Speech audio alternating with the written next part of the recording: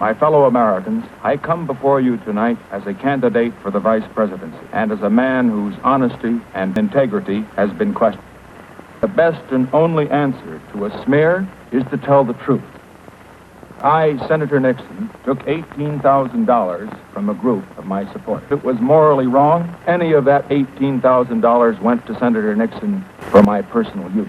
If it was secretly given and secretly handled, if any of the contributors got special favor for the contributions that they made, it was a secret fund. When I was on Meet the Press, Peter Edson came up to me after the program, and he said, "Dick, about this fund we hear about, go out and see Dana Smith, who was the administrator of the fund. No contributor to any of my campaigns has ever received any consideration that he would not have received as an ordinary constituent." I just don't believe in that, and the records will show that. Some of you will say, "What did you use the fund for, Senator?"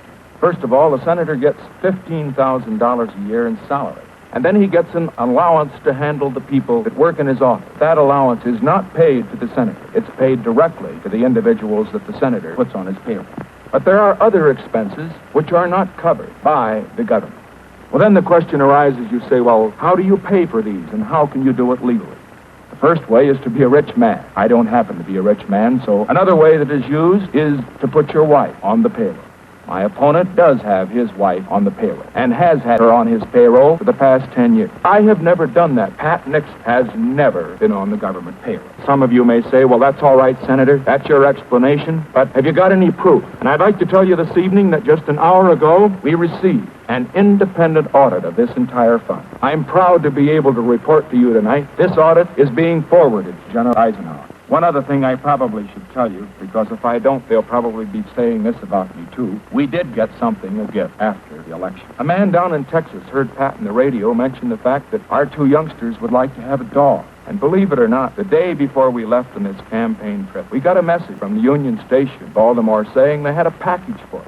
It was a little black and white spotted Cocker Spaniel dog in a crate that he'd sent all the way from Texas. And our little girl, Tricia, named it Checker. And you know, the kids, like all kids, love the dog. And regardless of what they say about it, we're going to keep it.